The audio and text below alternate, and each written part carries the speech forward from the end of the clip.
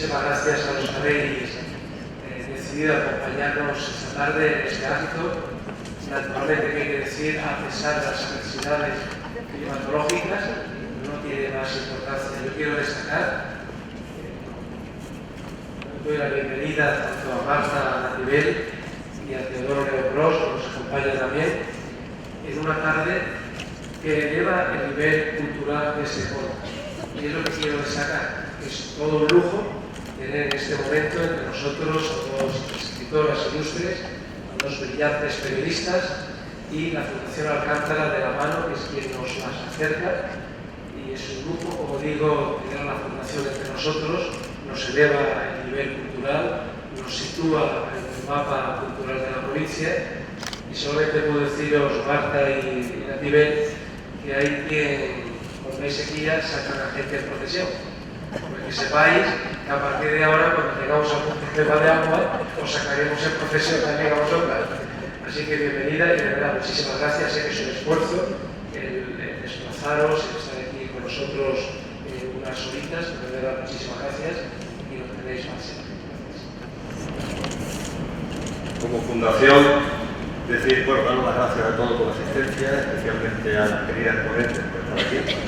Y deciros que para nosotros es un honor, como todos los años, colaborar con el Ayuntamiento de Estepona y traeros también el mensaje expreso, explícito, se lo he transmitido antes a nuestro alcalde, al alcalde de Estepona, el recuerdo de Manolo Alcántara.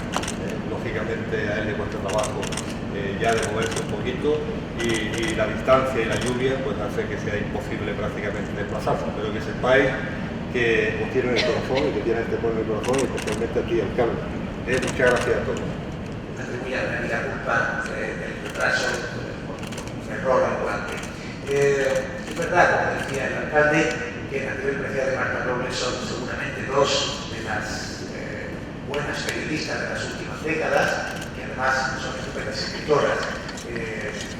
Marta Robles, cuyo libro Haz lo que temas, es el que da título al coloquio de hoy, un coloquio que gira precisamente en torno a la reflexión extraordinaria que ella ha hecho, la introspección que ella ha hecho sobre sus inseguridades, y que da lugar a un ensayo verdaderamente interesante.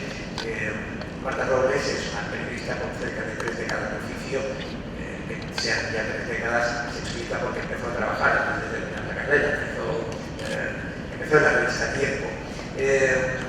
Muchos la recuerdan, la conocen por la radio, por la televisión.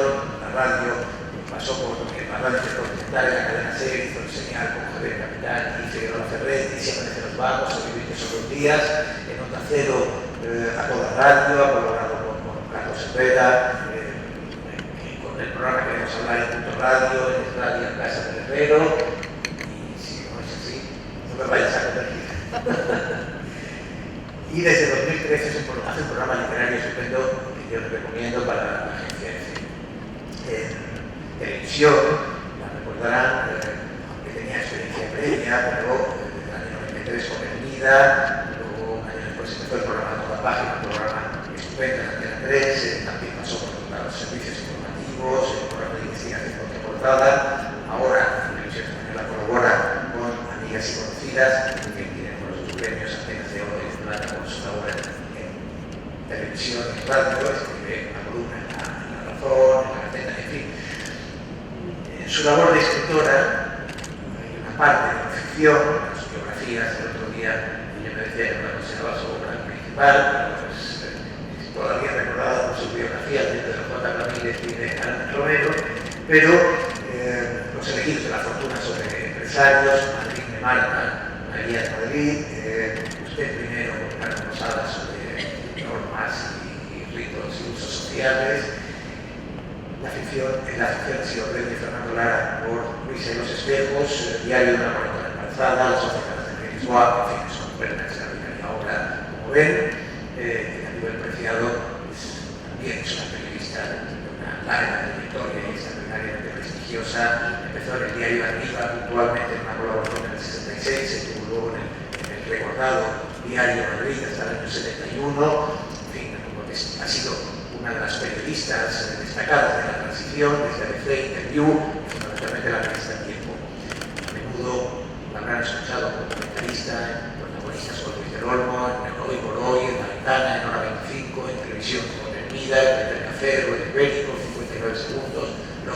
de Televisión Española, Al Rojo Vivo, La Sexta Noche, en fin, casi en cualquier programa de opinión política se cuenta naturalmente con Natibel, y como autora de libros, pues desde las biografías de Cassius Clay y de grandes boxeadores en su primera etapa, las folclóricas, la guerra de los Borbones, el sentir de las mujeres, Hablemos de la vida, con José Antonio Marina, si yo tuviera 100.000 seguidores, literariamente ha sido finalista del Planeta con su primera novela, El Egoísta, premio Primavera con Carmen de Hierro, premio Fernando Lara con Canta solo para mí. Bueno, ha sido una presentación detallada, pero solo para recordar hasta qué punto son dos personas extraordinarias. A mí me sorprende que dos personas extraordinarias, de una larga trayectoria, sean las elegidas para hablar de la inseguridad, porque si algo transmiten ambas, es una extraordinaria seguridad, ¿no? Marta Robles dice una frase que ha sido destacada en las reseñas de su libro, dice: llevo toda la vida ocultando mi inseguridad, y no debo hacerlo ante todo, porque tengo que jurar que soy insegura para que me crean. ¿Tú la crees, por cierto? Bueno, buenas tardes. Disculpas porque Teodoro hablando conmigo, nos hemos pasado del lugar, de verdad, muchas disculpas. Yo estoy aquí, la creo, porque conozco muy bien a Marta Robles desde aquella época lejana en que empezó ella fundamentalmente el tiempo, y la creo porque tiene una inseguridad que oculta, pero yo sé que es cierta. Y yo siempre, cuando la presento a alguien que no la conoce, a alguien al que quiero, no habitualmente no la presento así, pero hoy la voy a presentar así, siempre digo de Marta que es mucho más inteligente que guapa para explicar realmente pues lo que es evidente es una mujer muy bella, pero eso oculta las otras facetas de la personalidad de Marta. Marta es una persona culta, inteligente, sensata, aunque ella crea que no, y el hecho de aparecer por el físico más que por otra cosa, porque todo el mundo se fija en lo espectacular que es su físico, que lo es, ella va a decir que no, pero bueno, es evidente, pues le hace sentirse insegura en otros terrenos intelectuales y quiere demostrar, por eso hace tantísimas cosas y todas las hace bien programas de radio, hace bien programas de televisión, hace bien, si hay que hacer frivolidades las hace mejor que nadie, y si hay que hacer cosas profundas las hace mejor que nadie. Escribe extraordinariamente bien. Es cierto que la tengo mucha admiración, mucho afecto, pero no exagero, no crean que exagero. Entonces, si vamos a empezar a hablar, cuando Marta dice unas palabras yo le voy a preguntar, y luego ya dices lo que quieras, Marta, si la belleza puede ser un motivo de inseguridad, si puede ser en tu vida un obstáculo, o si realmente, por lo menos, lo es ahora. Muchas gracias por recibirnos aquí. Me encanta haber llegado por fin, pese al retraso, la lluvia, los problemas problemillas que hemos tenido. Daniel y yo somos amigas hace muchísimo tiempo. Cuando yo entré de prácticas en la revista Tiempo, ella ya era un referente y nunca pude imaginar que alguien me iba a ayudar tanto en mi carrera profesional y que se iba a convertir en una de mis mejores amigas. Es más, yo siempre digo que yo soy su madre. Es que me tuvo mejor. Me hace mucha gracia que estemos hablando del tema de la belleza, porque aunque es curioso que con el paso de los años las circunstancias se han ido cambiando, yo en realidad mis primeras inseguridades se las debo precisamente a haber sido un patito feo.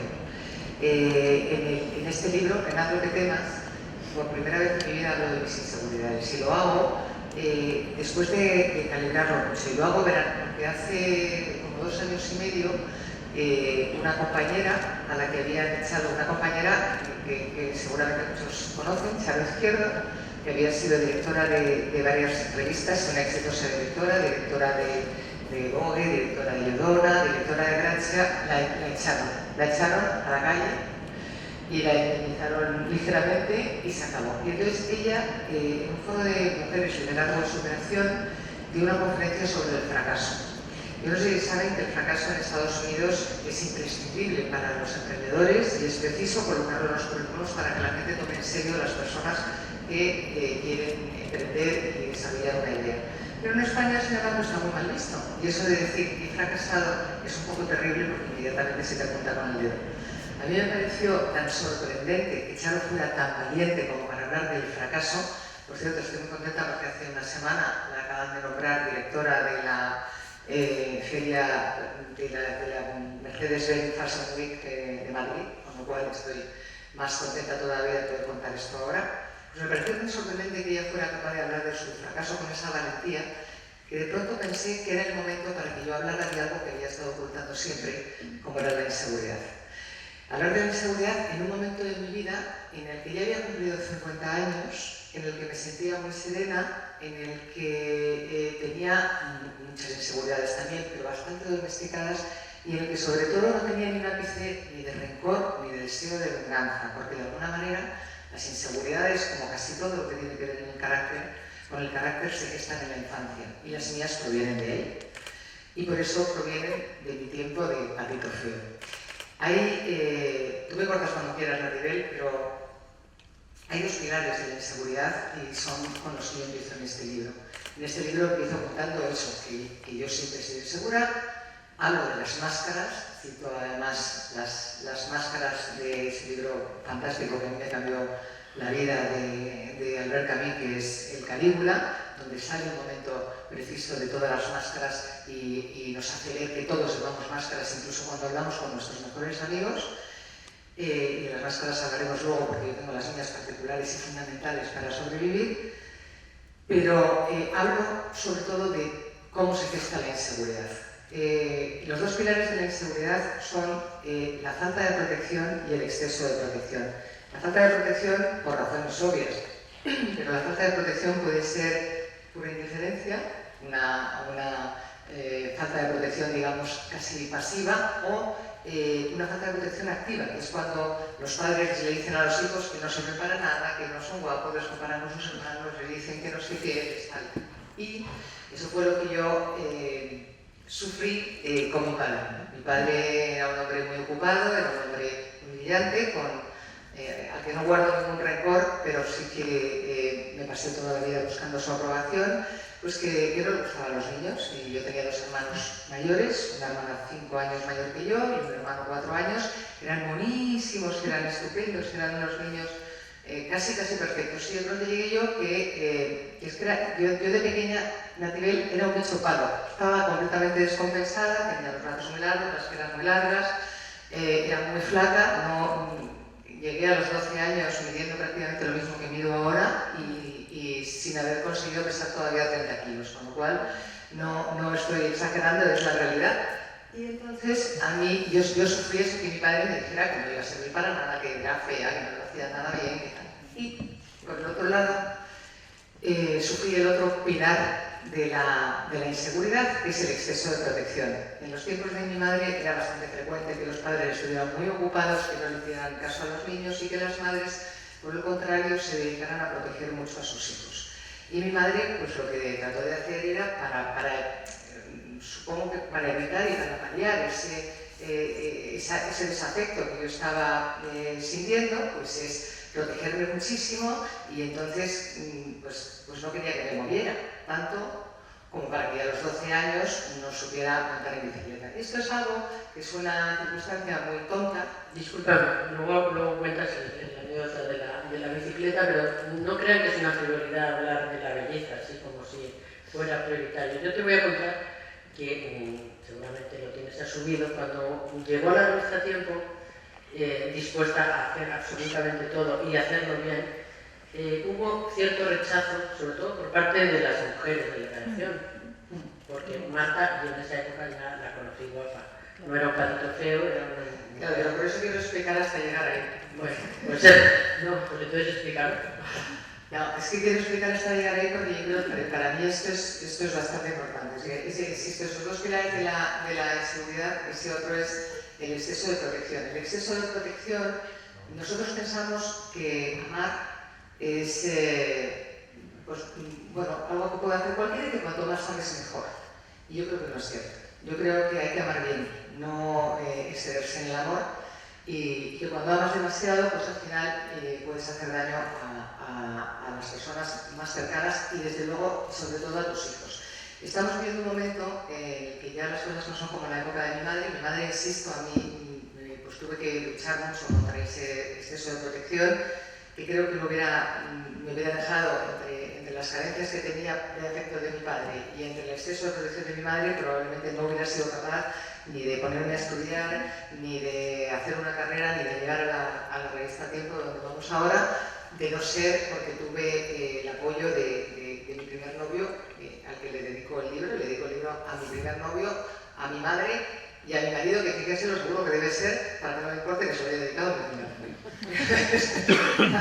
Nada como dedicárselo a una persona segura, que además convivir con los inseguros es una cosa complicada. El caso es que, insisto, yo fui patito feo y fui patito feo hasta los 12 años. A los 12 años de pronto tuve un cambio y yo recuerdo que cuando bajé las escaleras del club al que íbamos, la gente ni me reconoció. Y lo más gracioso, Natibel, es que pasé de ser la niña más simpática que había sido mientras era patito feo, pues yo me dedicaba a jugar con todos los chicos, me consideraban estupenda, tal y cual, a de pronto convertirme en cisne inmediatamente, que me tildaran de tonta. A partir de ahí me tildaron de tonta. Y es curioso porque además ese tiempo de cisne me duró relativamente poco, porque a los pocos años tuve un accidente brutal, me partí una pierna en 6 trozos y otra en una, me abrí la cabeza y estuve 2 años sin andar. Con lo cual, cuando justo antes de eso me habían dado un premio a mis piernas bonitas, y claro, de pronto el patito feo que pasa a cisne, que dicen que tal, y otra vez a patito feo, pues la verdad es que fue un poco complicado. Pero bueno, luego con el paso del tiempo parece que recuperé. De hecho hablo mucho de las inseguridades físicas en el libro, pero cuando recuperé entre comillas, belleza, no es que sea yo el Macpherson, pero vamos, la belleza, pues sí que me pasó que al final tenía la sensación de que la belleza ocultaba cualquier cosa que pudiera hacer. La belleza, o más que nada el ser una persona llamativa, no tanto la belleza, sino el ser una persona llamativa, el ser una persona vistosa, incluso el ser una persona alegre. Pero para mí era imprescindible porque era la única manera de paliar mis otras inseguridades. Y entonces te pusiste unos zapatos de tacón de 10 centímetros. Es cuando está insegura, Marta se pone unos tacones como los de hoy, que son una maravilla, pero no veo la necesidad. A estas alturas de tu vida son preciosos, pero ¿qué necesidad tienes de ponerte? Vamos a ver, no, lo que te quiero preguntar, ¿es más fácil superarla para ti, para superar esa inseguridad? ¿Es más fácil escribir novelas que ponerte tacones de 10 centímetros? Bueno, no tiene nada que ver. En el libro hablo de las máscaras. Las personas inseguras, para empezar, mucha gente se piensa que las personas que estamos cara al público somos personas muy seguras, pero al final de este libro, que se recopilan frases de mucha gente, principalmente amigos míos, entre ellas una de cada uno de vosotros, de gente muy ilustre de todos los sectores y de todos los ámbitos, hay una frase que me gusta mucho, que es de Santi Millán, que dice: yo no me siento segura más que cuando estoy encima del escenario. Y la realidad es que las personas que estamos cara al público, igual que la Mili decía eso de que el valor se le supone, a nosotros la seguridad se nos supone, y es absolutamente incierta. Entonces, cuando se enciende el pilotito rojo, que nos pasan hasta los catarros, y luego cuando el pilotito rojo se vuelve a apagar, nos quedamos así, ¿no? Tenemos todos, en general, bastantes inseguridades, los actores, los periodistas, la gente de comunicación y tal, los escritores, que eso es otro apartado también del libro. Pero realmente la inseguridad es algo que tiene que ver con nuestra propia trayectoria y nuestra propia vida. No sé por qué me he perdido aquí, pero me estaba diciendo así. Y entonces, Natibel decía que si era más complicado para mí o me producía más inseguridad escribir una novela, ¿o qué? O ponernos tacones, o la necesidad de ponerte tacones, o sea, el físico o el intelecto, que es lo más difícil. Vamos a ver, es que primero, es que son cosas muy distintas, pero es que no tiene nada que ver los tacones con el físico, absolutamente nada. Yo te explico. En cuestión de máscaras, cuando tú dices que tengo que poner máscaras, siempre dices, a veces cuando estoy insegura me tengo que poner unos tacones, porque me siento. Retomo la historia. Sí, realmente lo que pasa es que normalmente todas las personas que tenemos un punto de inseguridad o que tenemos un punto de vergüenza o las que tienen un punto de timidez, lo que hacen es construir sus propias máscaras. Los psicólogos dicen que hay que tener mucho cuidado con las máscaras, y de hecho en el propio libro también se detalla, porque las máscaras tienen un problema, que a veces te pones una máscara para superar una situación y al final esa máscara se te puede quedar pegada a la piel y al final no sabes si eres de esa manera o no. Pues las personas que a lo mejor parece que son muy altivas se ponen esa máscara para defenderse, para que la gente no les ataque y no ser demasiado vulnerables, y al final acaban siendo de esa misma manera. Yo tengo dos máscaras de siempre, son dos máscaras que he querido seguir utilizando porque son muy inocuas y solamente me proporcionan beneficios. Una de ellas, de esas máscaras, es la de los tacones. Es muy gracioso porque yo siempre que iba a una entrevista de trabajo me ponía los tacones. Y me ponía los tacones porque yo no soy de 73 y al final cuando vas, me pongo 10 centímetros más y te pones muy alto y entonces de alguna manera ya lo ves todo como por encima del mundo. No es una cuestión de sentirme más guapa o más no sé qué o tal, en absoluto. Es una sensación como de sentirme más recta, andando de otra manera. Las mujeres, los hombres no lo sabéis, pero las mujeres sabemos que cuando andas con tacones pisas de otra manera, en fin. Y para mí ha sido una constante tal en mi vida que ahora, bueno, yo corro con tacones mucho mejor que sin ellos. No me puedo quitar los tacones porque a mí me duelen los pies sin tacones. Así me pasa lo contrario. Y mi otra máscara, que es una máscara fundamental, es la sonrisa. Y la llevo utilizando porque en definitiva los inseguros lo que queremos es conseguir la aprobación de los demás. ¿Qué es eso? Pues queremos conseguir que nos quieran.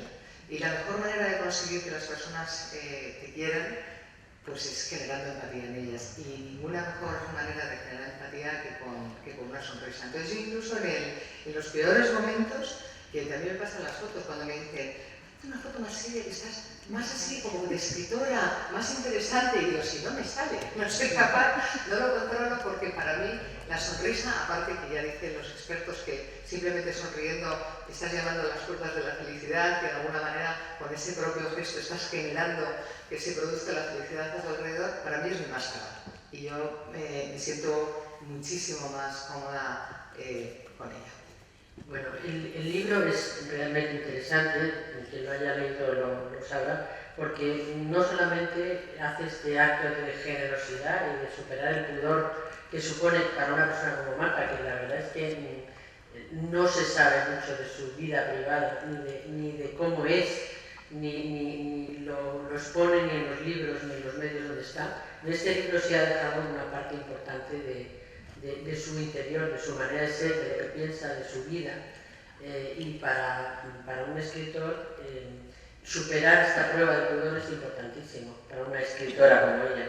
Y al margen de eso, que tiene mucho mérito en el libro, lo que sí es de una gran utilidad. O sea, haz lo que temas, que es el título del libro, es el fundamento de cómo se puede superar, cómo ella ha superado las inseguridades y cómo tú les estás educando a tus hijos con el mismo método que tú has aprendido a base de sufrir y de errores y de superar retos y hacer todo lo que te da miedo. Que son cosas insólitas las que has superado, que yo creo que nos las cuentes.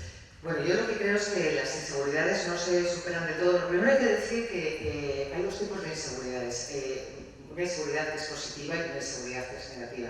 Para empezar hay que saber que la inseguridad es fundamental. La inseguridad en definitiva es miedo y tenemos que tener un cierto miedo porque si no, no estaríamos alerta y no nos moveríamos. Y además la inseguridad es pareja a la duda y la duda es imprescindible y además es la esencia de la inteligencia.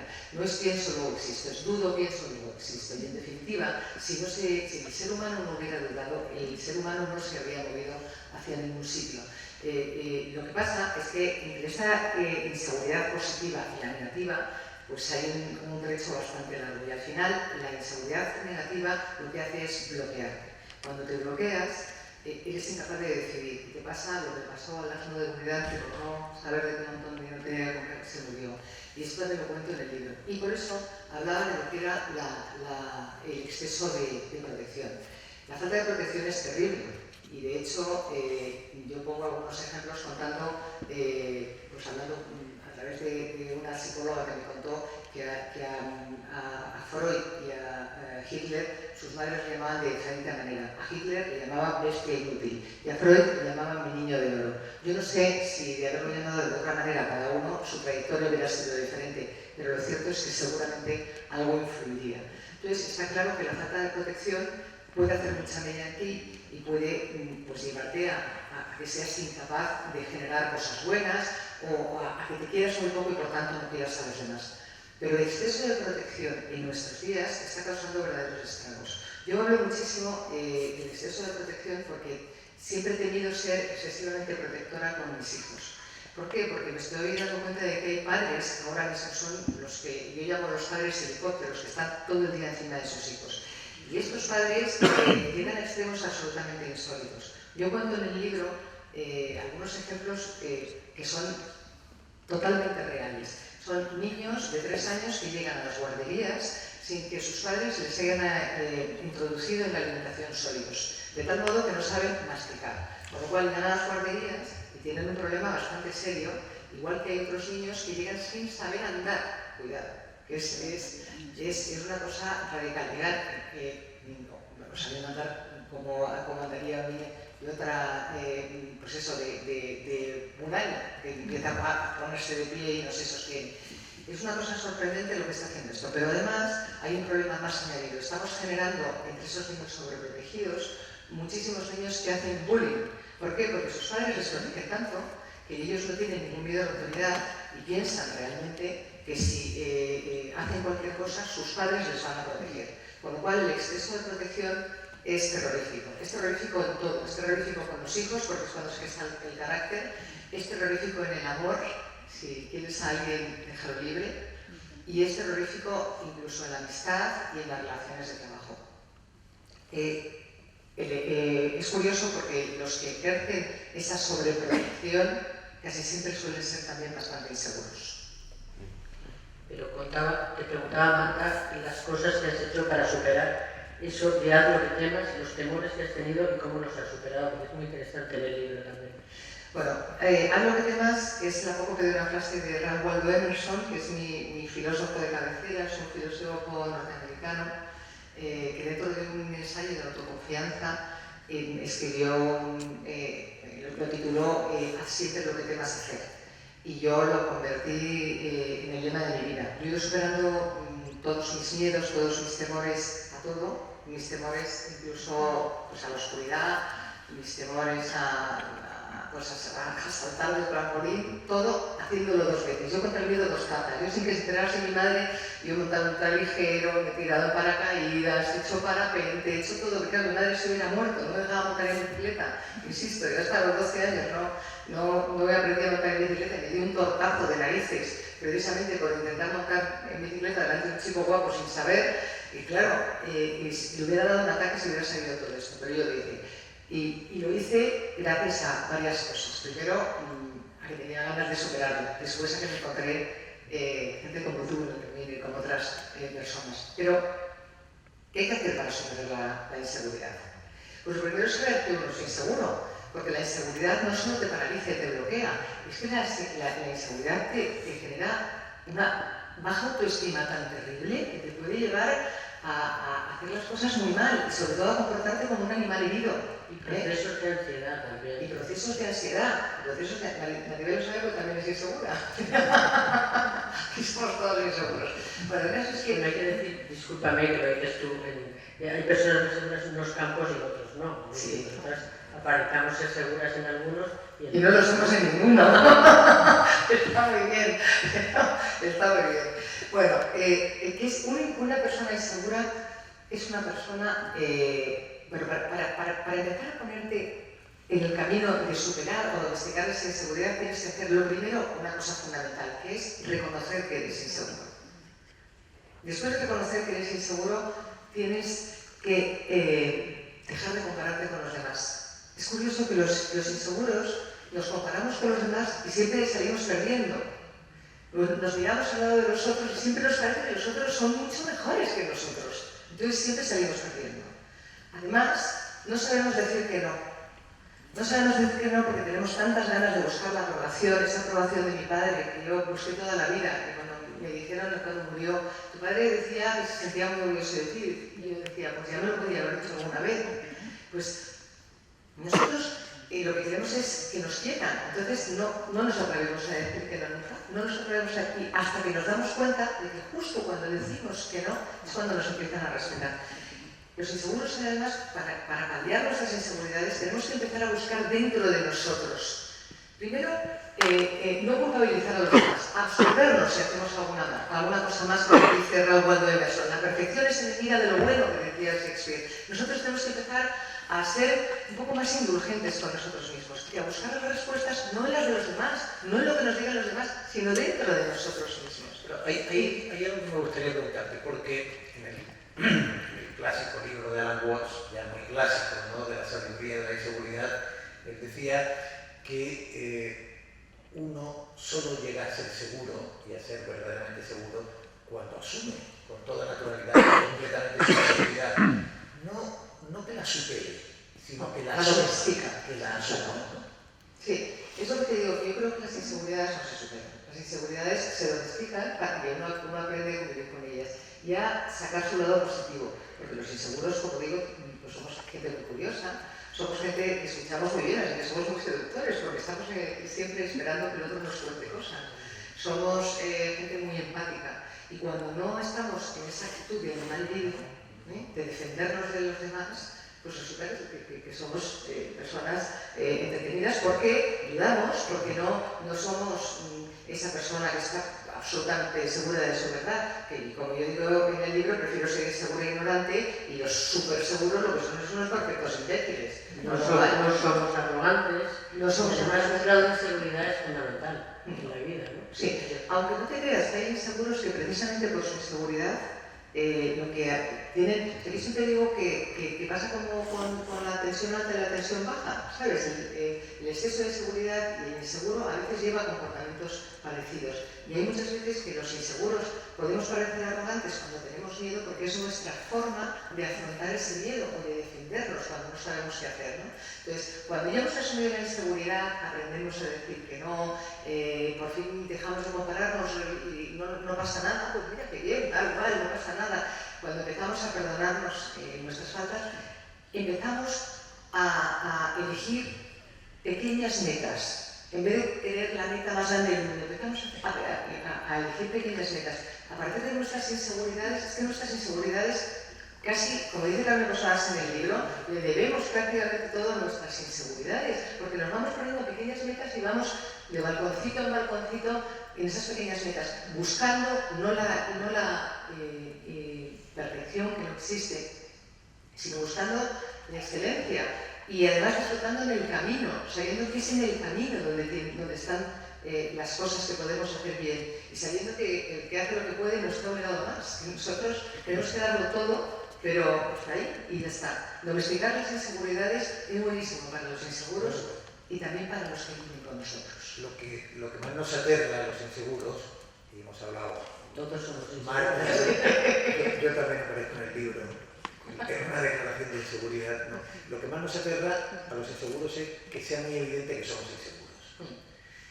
Y sobre todo en la socialización. En tu intimidad tú puedes convivir con tu inseguridad y llevarla bien, pero que sea obvio en público, que sea notorio en la vida social que eres una persona insegura, es algo que te aterra. Yo siempre digo que el mejor invento la mejor medicina que se inventa para la inseguridad es el teléfono móvil. Porque en cualquier situación social sacas el teléfono y te pones, como si estuvieras haciendo algo interesante, pues yo totalmente de acuerdo. ¿Sabes por qué desacuerdo? Porque creo que los inseguros tenemos un grave problema con las redes sociales y con las cuantos de porque mira, tú mandas un WhatsApp y si no te lo contestan al segundo, dices, pero ¿por qué no me lo ha contestado?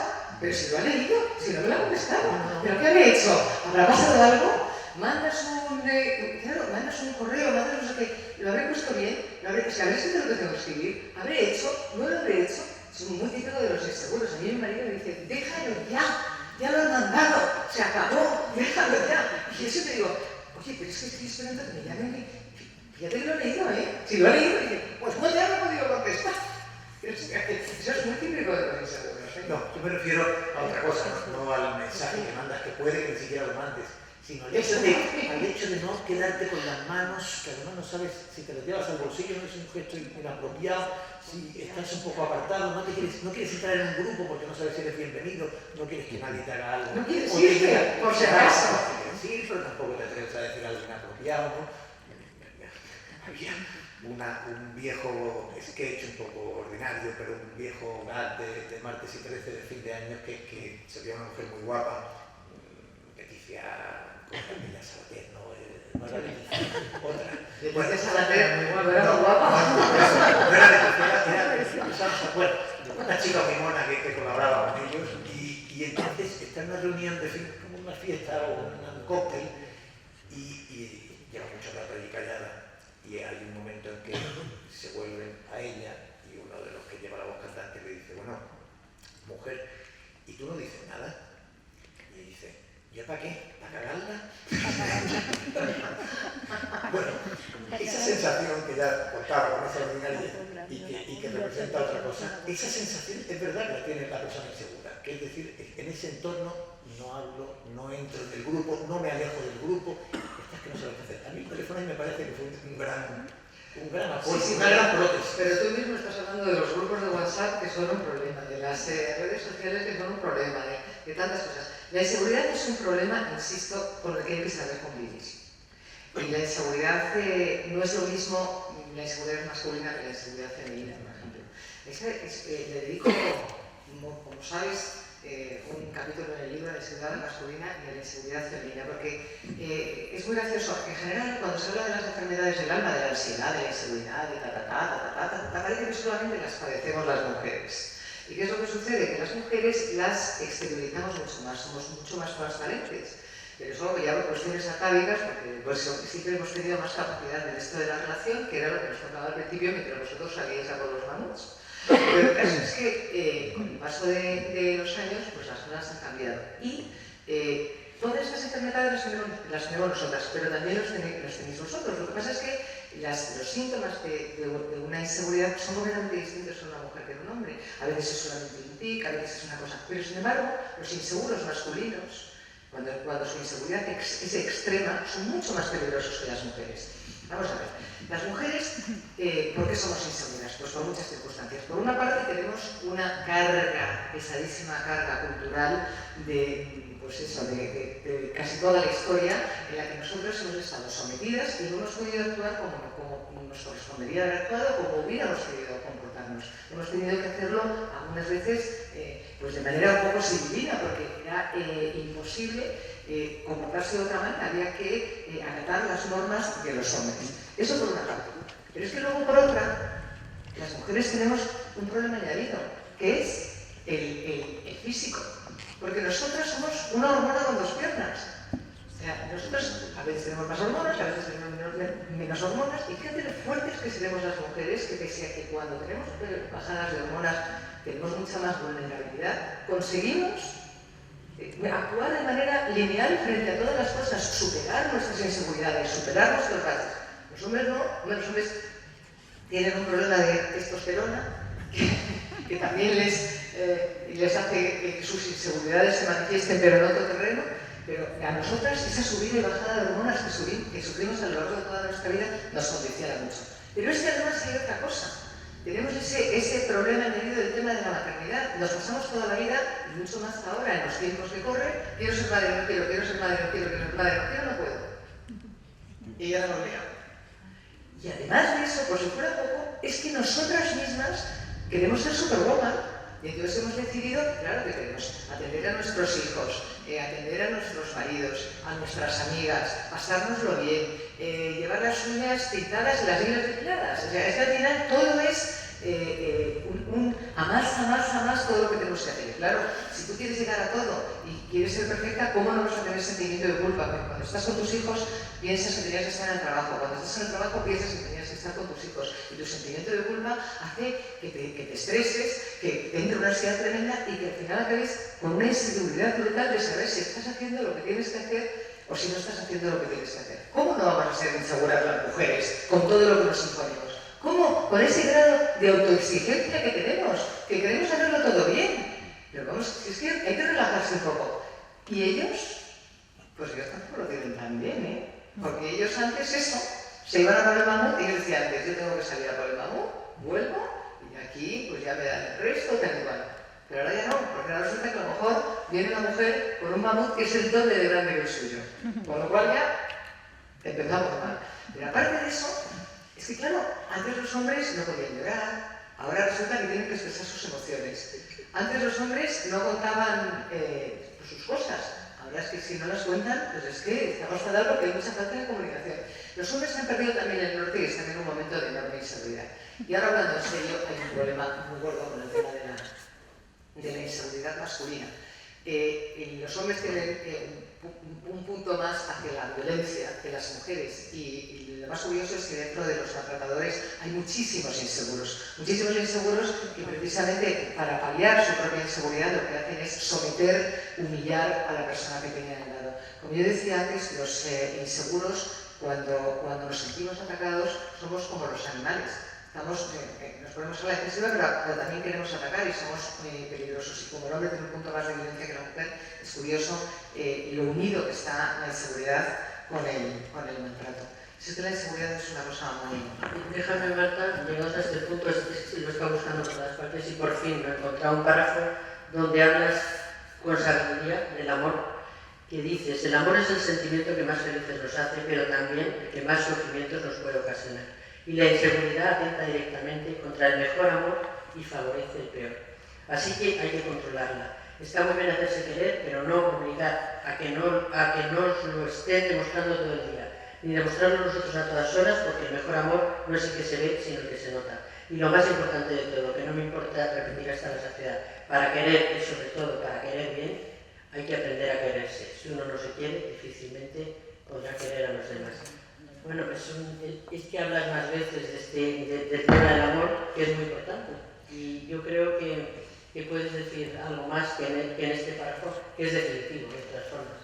Aprender a quererse es fundamental porque si uno no se quiere, difícilmente puede querer a los demás. Y cuando uno se quiere y se considera un poquito, entonces aprende a querer bien a los demás y a querer bien sin esa necesidad de posesión. Hay que saber que nadie es nuestro, ni nuestra pareja, ni nuestro marido, ni tampoco nuestros hijos, aunque les hayamos dado la vida. Y es fundamental aprender a quererse. Y aprender a quererse además protege de todas las agresiones externas. Las personas, yo de verdad que admiro mucho a las personas que consiguen favorecer su autoestima. Y me preocupa muchísimo, por ejemplo, lo que le sucede con los adolescentes. En el apartado de las inseguridades físicas, que yo comento en el libro, hablo muy específicamente de las que están relacionadas con los adolescentes y con las redes sociales. Porque es una edad muy complicada, no sé si tenéis hijos en esta edad, pero es terrorífico, en la que los chicos además se quieren muy mal y muy poco. Y entonces ahora mismo con las redes sociales, como vivimos en un momento en el que parece que el físico es tan importante, que al final cualquier defecto es un error, y yo digo en el libro que los defectos nos hacen únicos y además cuento una serie de anécdotas y además hablo de que la belleza está en los ojos de las personas que te aman y en ningún otro sitio, pues resulta que los chicos, como no se quieren, se exponen a las redes y preguntan en las redes, chicos y chicas, si son guapos. Y reciben una respuesta que no es del individuo, sino del colectivo. Y el colectivo es como una bestia que se arroja sobre ellos y les dice tal cantidad de barbaridades que hay niños adolescentes que incluso han llegado hasta el suicidio. O sea que esto no es ninguna broma. Yo creo que aprender a quererse es algo fundamental. Igual que hay que aprender a conocerse, aunque como decía nuestro amigo Ramón Buenaventura, que lo cito también en el libro, hay que conocerse, pero no especializarse. No, porque entonces uno se convierte en un ególatra que es mucho peor que mi inseguro todavía. Bueno, yo digo aquí, que es el resumen que te hice, ya sabes que yo soy muy sintética, que lo que más me ayuda a superar mis inseguridades es sentirme querida por las personas que me importan. Y yo creo que es esencial. No tienen que ser muchas las que nos importan, porque entonces ya entraríamos en un capítulo muy complicado, pero las personas que te importan te quieren, Marta. Sí, pero vamos a ver, yo no te voy a analizar de ti porque no es el momento, pero... No, porque yo he venido a hablar de este libro. He venido a hablar de este libro. Pero lo que pasa es que sí es cierto que cuando tenemos, y lo que yo cuento al principio del libro, cuando tú te encuentras con personas que te quieren, te hacen mucho más fuerte. Y es por eso que yo he elegido este momento de mi vida y he sido capaz de superar tantos miedos y estoy aquí contando y ayudando a la gente a superarlos. Y muchas veces he dicho que este libro tiene menos pretensión literaria de vocación de ayuda porque mi interés con este libro era destaparme yo y darle la oportunidad a mucha gente que se mirara en mi espejo y que reconociera sus propias inseguridades y que se dispusiera a hacer lo que tenía, a saltar adelante y a conseguir todas estas cosas. El amor de los que nos quieren es muy importante, pero ¿sabes lo que pasa? Que los inseguros en general también vamos buscando otras aprobaciones, es decir, y mucho más cuando trabajamos en estos medios. O sea, en definitiva, pues sí, necesitamos, para sentirnos bien, necesitamos que nos quieran, pero en realidad vamos buscando la aprobación de todos naturalmente. No, pero yo no leo las críticas ya de las novelas, por ejemplo. Sí. Pero, sinceramente, no aporta nada y no...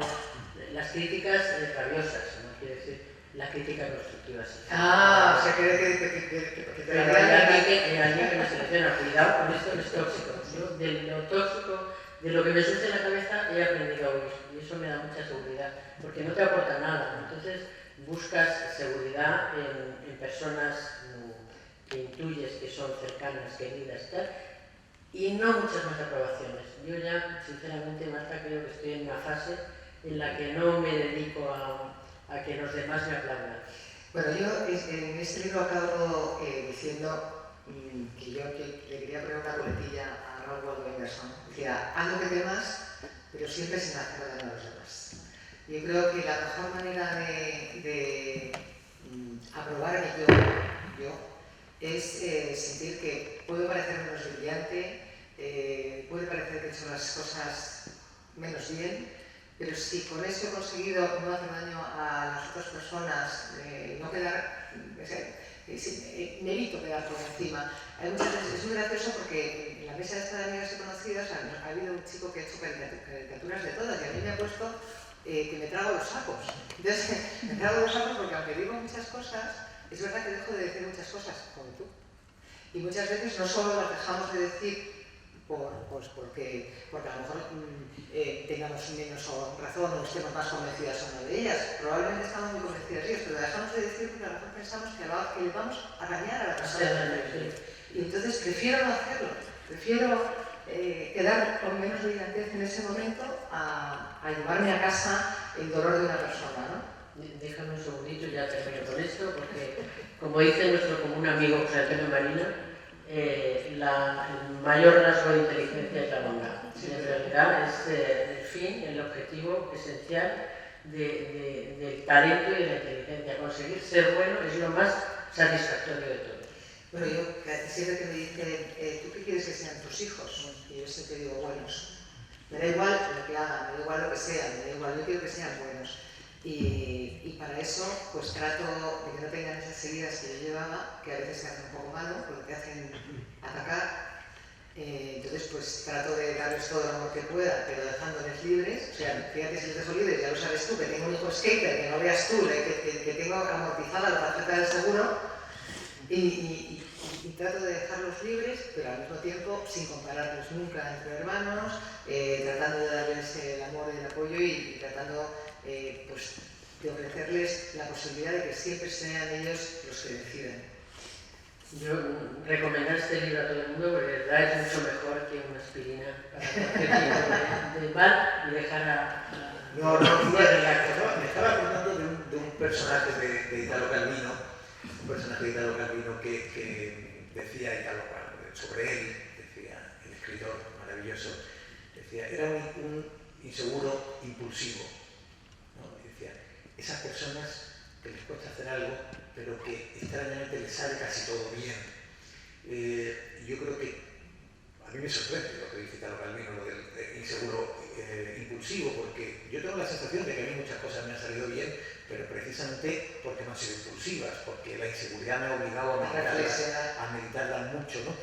Yo escribo la reflexión que Marta me hizo, ella hablaba antes de la inseguridad que siente el hombre ante su inseguridad, que es mucho mayor que la de la mujer, creo que es cierto, y la reflexión que hice para ella fue, si tuviera que pensar en el lastre más pesado de mi vida, quizá diría la inseguridad.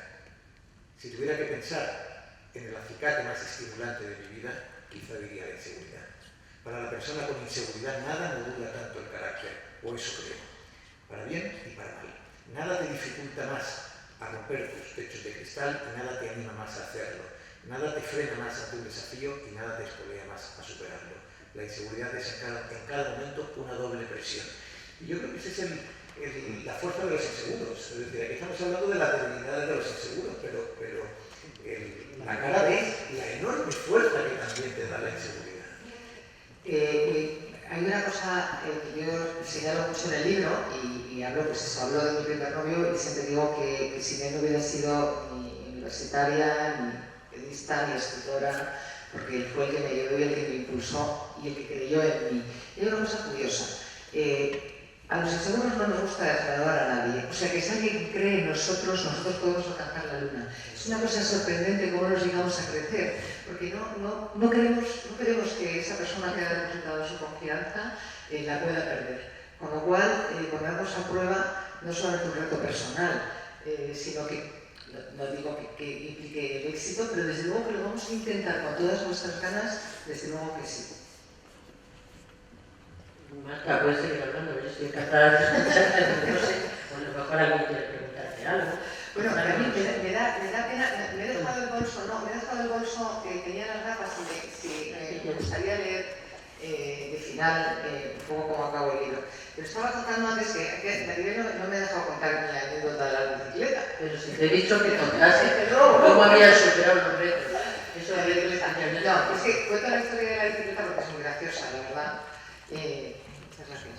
La historia de la bicicleta como cuento la historia del tema físico en un espacio en el que nos movemos, que todo el físico parece que tiene una importancia y un interés desmedido que a mí ya no es que me genere inseguridad, sino que me genera repulsión directamente. Esa obsesión por el físico, ese exceso de pensar que los guapos son los mejores y que hay que estar todo el día guapo, sano, que hace que todas las mujeres se conviertan en clónicas y los hombres en 3/4 lo mismo, y que uno tenga los musculitos de aquí y la otra la boca de pato y el otro no sé qué, es terrible. Entonces cuento una anécdota en el libro, porque cuando hace muchos años llegué a Ibiza.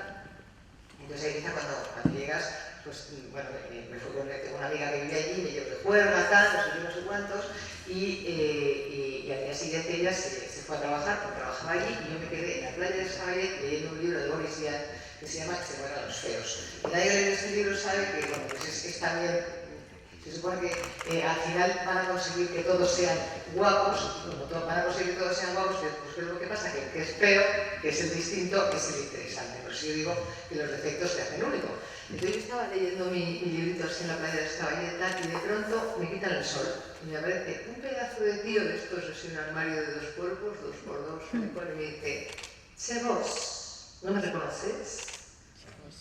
Y yo digo, pues ahora mismo, y me dice: «Pero si ayer mismo nos presentaron». Y digo: «Ya, pero como tú me presentaron 20, al final es verdad que tus defectos te hacen único y que uno se tiene que aprender a querer. Vamos, de hecho, yo tardé mucho tiempo después de estar 2 años sin andar, con una cicatriz en una pierna, hasta que se me hizo prácticamente invisible, yo me la seguía viendo en todos los espejos, porque hay una cosa curiosa que sufrimos mucho los inseguros y que puede llegar a ser patológica con nuestros propios defectos. Es una enfermedad que se llama la dismorfofobia, que tú te miras delante de un espejo y solo te ves lo malo. Oye, si tienes un grano aquí, el grano. Si tienes una cicatriz aquí, la cicatriz. Claro, así parece que es muy humorístico, pero es que puedes llegar hasta volverte loco, que solamente decir eso. El peor sitio para mirarse es el ascensor. Es un sitio donde no se puede mirar ningún inseguro. Porque la luz central y el espejo aquí te machacan. Hay que decir eso. Sí, hombre, las luces cenitales son lo que no hay que procurar mirarse lo mínimo indispensable, no más mirarse más. Bueno, contaba todo el tema de la bicicleta y lo cuento, ya ahora lo cuento con mucha ternura, pero lo cierto es que para mí supuso un gran trauma en su momento. Y es curioso porque después de escribir el libro me he encontrado con la cantidad de gente que le pasaba lo mismo, la cantidad de gente. El otro día con Fernando me dijo: «¿Sabes que yo tampoco sabía montar bicicleta y que siempre lo oculté, porque todo el mundo lo iba ocultando, claro, la gente no quería que nadie lo supiera. Yo, la primera vez que me fui un fin de semana, pues me iba a quedar a dormir en casa de una amiga que tenía 12 años. Entonces, claro, estaba emocionada, pero por una parte estaba agobiadísima. Te parece tardísimo, ya te parecerá tardísimo, pero es que las niñas antes no nos íbamos a dormir fuera de casa hasta que pasaba mucho tiempo. Entonces, pues bueno, el caso es que yo estaba aterrorizada porque me daba muchísimo miedo la oscuridad. Entonces, cuando se apagó la luz, pues yo me quedé tocando el pijama de mi amiga, así, tal, y a la mañana siguiente me levanté y digo, bueno, ya está. Ya, prueba superada, he dormido fuera de casa, se ha apagado la luz, no me ha pasado nada, no tal, no cual, ya no puede pasar nada. Nos vamos a desayunar y aparece el hermano de mi amiga, que era un chico, pues yo tendría 12 años y debía tener como 17. Era como Superman, de la misma cara, guapísimo, estupendo, tal. Me acuerdo de todo, Y dice, bueno chicas, y ahora nos vamos a ir a montar en bicicleta. Y yo, o sea, es que de pronto me empezó a entrar una congoja que no sabía qué hacer. Entonces, ya, por supuesto no dije nada, por supuesto no dije nada. Entonces nos fuimos más y entonces me dice, ¿quieres una alta? Y yo por puro sentido común, porque no me había montado en una bicicleta nunca, digo, no, casi mejor que me lleguen los pies al suelo. En aquella época claro, las niñas eran pues esos centauros, pero en vez de ser la mitad caballo, la mitad niña, la mitad rueda, la mitad niña. Entonces nos montamos en la bicicleta y yo, estos milagros, me monto en la bicicleta, empiezo a pedalear, un tortazo me pegué, que me pegué todo, me dolió, las piernas, los tobillos, no sé, los codos, no sé qué, no sé cuántos, y sobre todo el carácter. Y entonces de pronto, llega mi amiga y me dice, pero, ¿cómo te has caído? Si era una recta. Y dice, pero no te has dado cuenta, no sabe montar en bicicleta. Bueno, eso contando sí tiene mucha gracia, pero vivido es una cosa curiosa. Bueno, pues después de esto me he encontrado con muchísima gente que no sabe montar en bicicleta y que lo ha estado ocultando toda la vida, como si fuera un estigma. Esto es parte de las propias inseguridades. Ya, si hablamos de las inseguridades de la creación, habéis visto que he dedicado un apartado específico a las inseguridades de la creación, porque la creación es consustancial a la inseguridad y viceversa. O sea, van parejas, van de la mano, tanto que, por ejemplo, García Márquez siempre decía que las novelas, los escritores nunca abandonábamos las novelas, sino que las novelas nos tenían que abandonar a nosotros, porque si no seguiríamos corrigiéndolas a una hora. Y luego pues hay pues, por ejemplo, Kafka pidió que se cargaran todo lo suyo. Hubo un montón de trabajo inacabado, pero gracias a que su familia dijo que no, si no, la mitad de su legado no hubiera llegado hasta nosotros. Cézanne solamente firmó el 10% de su obra, porque decía que el resto no estaba suficientemente terminado. O sea, la inseguridad de la creación es fundamental, es absolutamente consustancial, y van unidos. Voy a añadir un caso que a mí me resultó el más sorprendente que he conocido en la vida, que era el de Paco de Lucía, que cada vez que se encerraba a componer se sentía un desastre, decía que no había conseguido hacer nada, era la persona más insegura artísticamente que he conocido y es, bueno, pues un genio absoluto. Y de las personas que más me ha sorprendido, esa inseguridad, se ponía enfermo realmente. Me contaba las cosas que le sucedían cada vez que terminaba algo y le preguntaba a sus cercanos y le decía, no, me están engañando, esto es un desastre, no vuelvo a componer, tal. Y es asombroso, ¿no? Absolutamente asombroso. Es asombroso sobre todo porque es muy curioso, o sea, la gente más creativa es la más insegura y se pasa todo el día poniendo en marcha proyectos. Entonces es gracioso. Lo que pasa es que cuando domesticas la inseguridad, lo que consigues es ser resolutivo. Y por eso a mí nunca me han creído. Yo llevo dirigiendo programas desde que tenía 28 años. Entonces, claro, nunca se han podido creer que fuera insegura porque era muy resolutiva. Pero es que cuando domesticas la inseguridad, eres absolutamente resolutivo. A partir de ese momento es cuando empiezas a tomar las decisiones a destajo, ¿no? A destajo porque no te queda otro remedio. ¿A ti te ha pasado también, ¿no? Sí. Sí, además estoy de acuerdo en que siempre hay una cierta idea de que quien escribe, particularmente, ¿no? Vale también para quien escribe música, pero quien escribe se habla de el miedo miedo al folio en blanco, el temor al folio en blanco. Eso es un mito, ¿no? No, el auténtico temor es al folio escrito, no al folio en blanco. Es decir, es cuando tienes un texto, es cuando empiezas realmente a torturarte y vuelves a leerlo y le das lo que se llama meterlo en la nevera y lo recuperas. Y bueno, yo particularmente empecé escribiendo literatura. Empecé con 17 años, gané un premio literario y empecé a sentir un cierto vértigo y dije, no escribo literatura. Recuerdo, yo creo que quizás debía escribir 2 o 3 novelas en aquellos años y Antonio Soler me decía, el gran novelista Antonio Soler, ve adelante con esta novela. Pero fui absolutamente incapaz. Igual que con el texto periodístico parece que tomas una distancia, es un análisis, lo sé, pero con el tema literario siempre tengo la sensación de que decía, si yo tuviera que elegir entre leer esta novela o leer otra, ¿cuál preferiría? Y pensaba, la otra, no la mía. Y eso me amenazaba por completo. Yo quería añadir, sí, García Márquez le entrevisté cuando empezó a triunfar. Tuve ese privilegio cuando acababa de escribir 100 años de soledad y me contaba muy gráficamente que estaba un poco desesperado, entonces escribía en máquina de escribir con folios y tal. Estaba un poco desesperado porque iba a acabar con todos los árboles del Amazonas, porque cada vez él para seguir adelante tenía que escribir la primera frase para él correcta, no magistral, pero por lo menos superar esa primera frase. Dice, y hasta que no tenía esa frase, empezaba el folio y lo tiraba. Empezaba otro folio, otra frase, no me vale, y lo tiraba. Y me crea una mala conciencia del autor que a veces estoy rodeado completamente, y entonces yo empiezo a pensar que no merece la pena escribir García Márquez. Porque yo en el libro pongo ejemplo, digo que no debe ser exactamente igual para todas las personas crear o no. Me contrapongo a Javier Marías y a Arturo Pérez Reverte, porque Javier Marías siempre dice que él parte de una idea y que nunca tiene ni idea de cómo va a seguir luego la novela. Y yo tengo una idea que cuando termino no se parece ni remotamente a aquello que empezó y tal. Mientras que Pérez Reverte hace una novela muy estructurada, se supone que se documenta muchísimo, va a los sitios, habla con la gente. Entonces, claro, no es lo mismo un tipo de personaje que otro, pero luego añado que cualquiera de los dos tendrá un punto de inseguridad, porque si no, precisamente por eso, porque si no se tiene un punto de inseguridad, al final uno acaba convirtiéndose en un perfecto imbécil.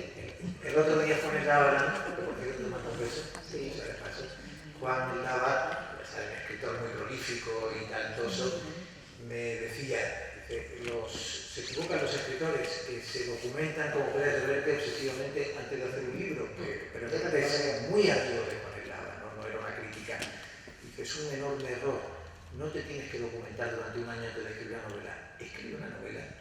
Y luego piensa, ¿qué necesidad tienes de documentarte? Dice, porque el problema de los que se documentan durante un año es que luego se empeñan en meterlo todo en el libro, en querer que todo esto que he estudiado, todo esto que he leído, todos estos datos, minucias, y terminan arrastrados por su obsesión.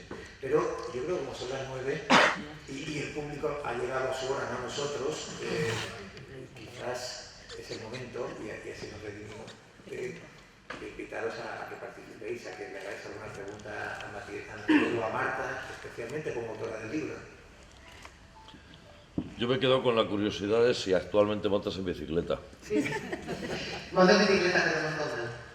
Entonces, hace 2 veranos monto en bicicleta porque, claro, mis hijos encima, claro, ya montan desde los 3 años y maravillosamente y todo, ¿no? Entonces, está todo el rato, venga, mami, vámonos. Entonces, hace 2 años me hice 10 kilómetros en bicicleta. ¿Veis, hijos, veis? Pero no monto como las niñas de ese tiempo. O sea, yo lo que sí es cierto es que todo te cuesta mucho superarlo. A mí me costó mucho superar eso, como lo de la bicicleta, y me costó muchísimo superar ese constante decirme de mi padre que no iba a conseguir hacer las cosas bien. Mi padre, mira, cuando yo le dije que iba a hacer periodismo, me dijo que esa era una carrera, era una porquería y tal y cual. Yo se lo dije cuando estaba en tercero de BURG, y entonces me dijo que nada, que no me iba a pagar la carrera. Entonces yo me puse a trabajar y me hice COU y y periodismo, y lo hice todo trabajando, y de hecho tengo 5 matrículas en periodismo, no porque fuera especialmente buen estudiante, sino porque me presentaba matrícula para no pagar el año siguiente, que era así, ¿no?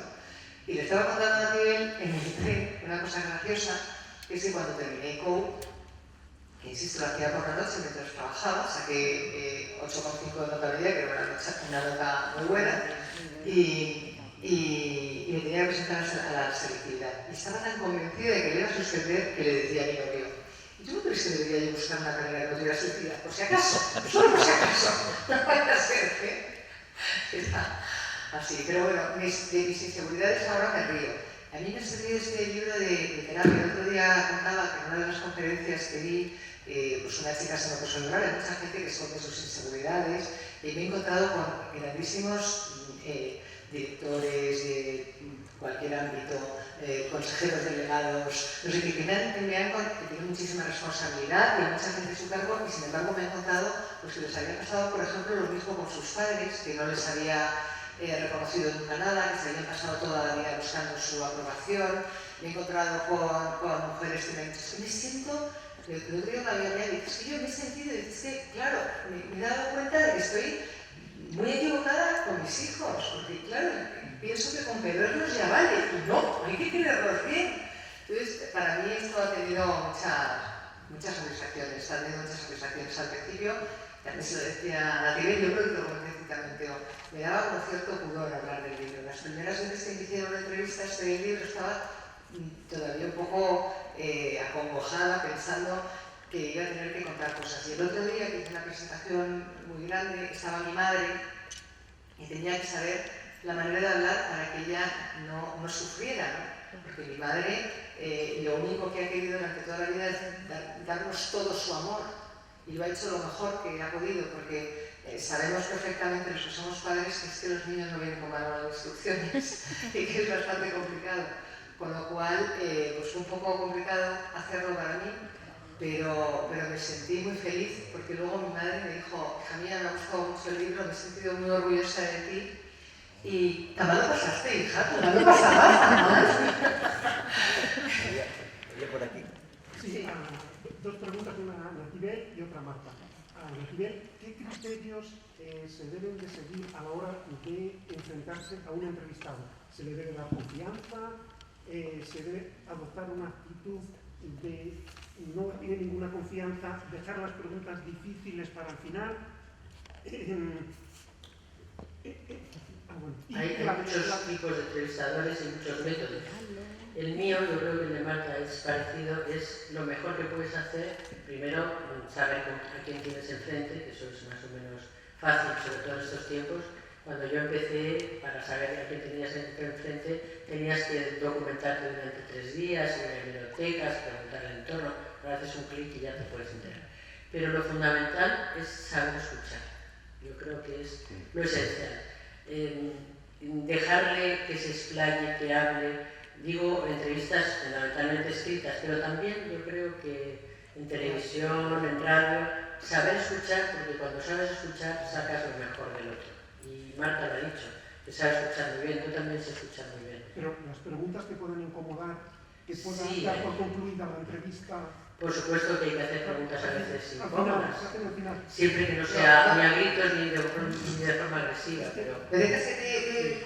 Yo creo que Natibel y yo he aprendido muchísimo de Natibel, con lo cual algo se me habrá pegado.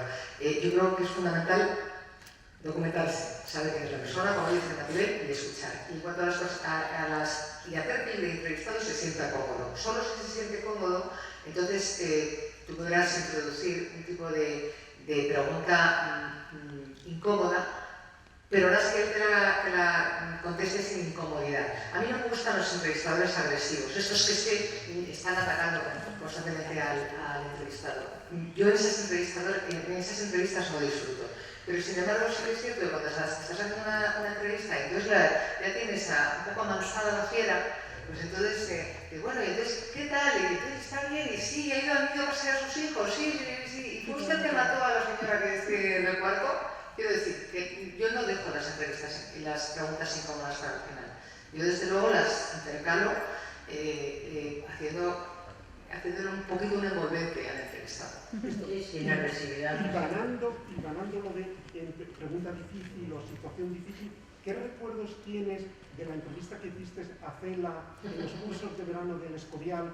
Diste paso a la publicidad y con rabia y con mucha agresividad se arrancó el micrófono y se marchó en una entrevista en directo. No, yo me siento tan orgullosa de aquel día, me siento tan orgullosa, sí, yo creo que ese día podía haber dejado de ser periodista, y es muy probable que lo hubiese dejado de ser si no hubiera sido porque previo a Cela, en esa misma silla se había sentado el coronel general del Ejército Rojo, el jefe de transmisiones de la plaza de Tiananmen, Estrasera, Desmond Tutu, en fin, toda suerte de personalidades. Y ese año llegó Cela y Cela pues tenía un año difícil, le habían dado el Nobel pero había cambiado de mujer y entonces lo único que le interesaba era el tema del dinero.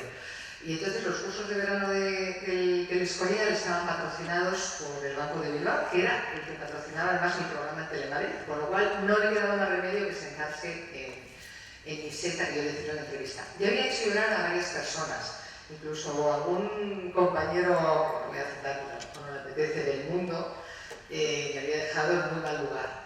Y entonces, bueno, pues él se sentó y cuando nada más sentarse, se sienta. Y se había producido justo la invasión de Kuwait. Y entonces, pues, lo primero que se hacía, lo primero que es obligatorio en una entrevista de estas características, es atender a la actualidad. Entonces yo le pregunto por su opinión por eso. Y entonces él me dice, yo lo escribo esta mañana en Independiente, señorita, así que si no le importa, va, se compra el periódico y se lo lee. Toma. Y entonces yo hago así, miro mi folio, le miro y digo, ya, pero como Independiente es un periódico que tiene muy poca tirada, igual hay gente que está viéndonos que no se lo ha leído. Pues que baje y se lo compre. Bueno, le hago otra pregunta que no recuerdo cuál es y dice, pero pregúntese cosas más interesantes, señorita. Le hago otra pregunta más, me vuelve a decir lo mismo, hago así con el folio y le digo, perdón usted, señor Cela, ¿usted qué es lo que opina de la censura? Y entonces dice, ¿por qué? Y digo, hombre, pues porque como no sé si saben nuestros telespectadores, pero yo creo que alguna gente sí. Usted pidió ser censor con Franco, con lo cual me gustaría que nos hablara de su experiencia y de las ganas que ha tenido usted de censurar. Bueno, a partir de ahí, como se dio cuenta que yo no era un animalito suave y peludo como platero, entonces ya me empezó a considerar un poco más. Eso empezó a hablar, pero me contestó como malas formas. O me hablaba no sé qué tal, pero con malas formas. Y entonces la siguiente pregunta que le dices, y digo, ¿usted se considera una persona amable, tratable, afable y encantadora? Y me dijo, hombre, tanto como eso, digo, porque una se pregunta cómo un premio Nobel, una persona con su inteligencia, tiene la obligación de demostrar a las personas como yo, que ya lo sabemos, que somos mucho menos.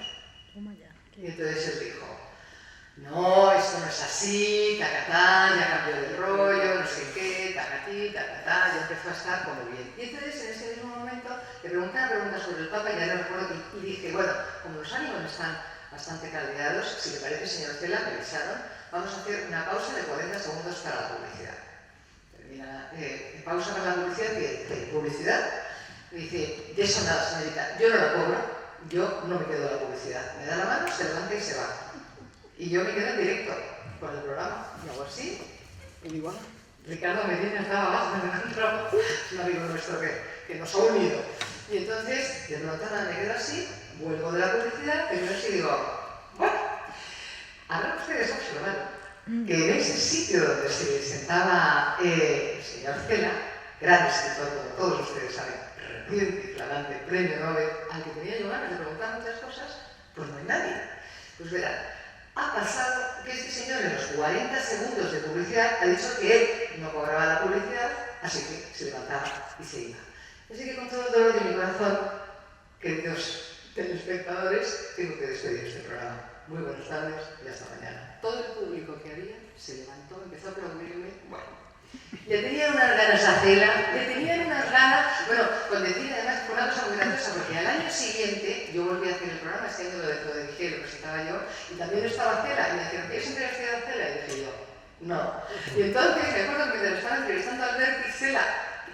Pero rabioso, empezó a tocar el piano para hacer ruido como un niño.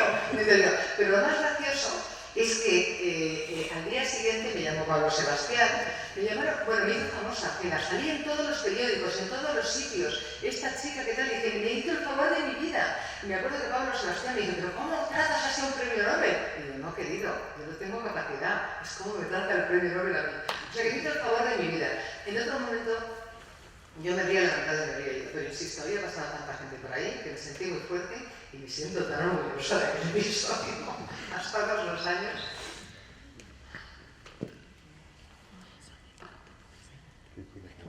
Bueno, pues este ha dejado de funcionar. Ya ha llegado. Ya es la hora, ya es la hora. La censura. Es la censura. Sí. Bueno, igual sí. Bueno, sí. De verdad, muchas gracias, Marta, porque tú nos vas a leer el párrafo antes de... No, porque es un poco largo. No os lo voy a leer porque es un poco largo, aunque yo leo muy bien, ¿eh? ¿Qué se has visto, las inseguras? Ya lo insegura que es. Absolutamente insegura. ¿Lo lees algo? Sí, que lo lea. ¿Queréis que lo lea? Sí. Bueno. Compren el libro. Vamos a ver, yo termino el libro así. Hace poco me preguntaron si creía en el mal de ojo y yo niño en los míos, miré con cara de autosuficiencia y al final acabé confesando que sí, maldita sea, que creía por si acaso y que en algún momento de mi vida me había dejado llevar por los tarotistas y hasta había llenado de esquinas y las esquinas de mi casa de sal para liberarlas de malas energías. Es cierto, así que reconocerlo en un libro como este de auténtico striptease emocional parece que no viene mal. Sin embargo, debo decir que ahora mismo, más que en el mal de ojo ajeno, lo que creo y me aterra es en los pensamientos negativos propios. Creo en el poder de la mente, claro que sí, y sé que los pensamientos positivos atraen la buena fortuna y los negativos llevan al desastre, más que ningunos otros, los de cada uno. Yo, como buena insegura, he coleccionado pensamientos negativos y me he regodeado en ellos, sobre el pasado y sobre el futuro. El futuro nos tortura, el pasado nos encadena, y ahí por qué se nos escapa el presente, decía Romero. Y a mí me ha pasado tantas veces que ahora que el tiempo corre que vuela me niego a que siga sucediendo. Se acabó lo de quedarse anclado en el pasado y lo de temer tanto al futuro que no me deje disfrutar del presente. Mi lema, desde hace mucho, es el título de este libro, haz lo que temas. Y para atreverme, despacho los pensamientos negativos con una soltura tal que no me extrañe que muchos no se crean que aún sigo siendo insegura. Pero lo hago sobre todo porque sé que con ellos no solo me puedo dañar a mí misma, sino también a los míos. Y eso sí, que no me lo perdono a estas alturas de la vida. No sé lo que pasará mañana, ya que no existe la certeza, pero es que con esa luz veo fatal. No sé lo que pasará mañana, ya que no existe la certeza, pero por más insegura que sea, la vida me ha enseñado que siempre existe una salida incluso del mismísimo infierno. Y si la hay, yo la encontraré cuando la necesite. Como tú, querido amigo inseguro, cuando dejes de mirar hacia afuera y mires a tu interior. Espero que este libro, escrito con todo mi cariño y con total sinceridad, te sirva para creerlo y para lograrlo. Solo con que te sirva a ti y solo a ti, solo con que sientas que te he tendido la mano para salir de las arenas movedizas en las que te encontrabas atrapado, habrá merecido la pena el esfuerzo. A mí me ha servido para liberarme de mí misma, para exponerme incluso y para volverme más humana a los ojos de los demás.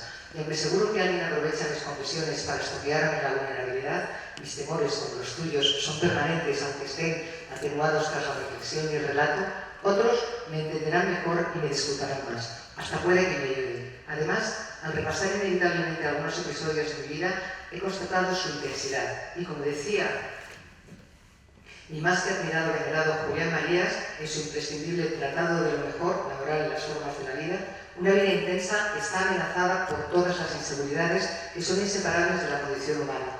Puede ser en una u otra proporción errónea, puede estar sujeta a desviaciones, desmayos, caídas, puede ser también pecaminosa, pero suele estar movida por algo positivo, por la idea certera de que la vida debe buscar su plenitud. Una vida así puede fallar en su detalle, incluir momentos resueltamente negativos, incluso directamente inmorales, pero tiene lo que podríamos llamar una justificación general, un acierto en cuanto al sentido de lo que es el vivir, una comprensión y aceptación de sus exigencias. Así pues, confieso que he vivido, que diría Neruda, que me he equivocado, que a veces no sé cuál es el camino, pero que allá donde dirija mis pasos, siempre trataré de afrontar los miedos con valentía, de poner lo mejor de mí misma a disposición del bien común y de no hacer daño a los demás. Es decir, insegura o no, con mis defectos y los reproches de otros, te quiero pese a tus defectos y mis reproches, dicen que dijo Oscar Wilde, nunca recuerdo en qué libro, por lo que a veces pienso que la frase es mía, seguiré viviendo y pese al sufrimiento inevitable, intentando disfrutar de la vida, breve, caprichosa, efímera y maravillosa, con un objetivo estricto, ser mejor. Y no digo ser buena porque eso implicaría ser perfecta. Y la perfección, ha quedado claro, no existe. Y lo más cerca que se está de ella es en el camino.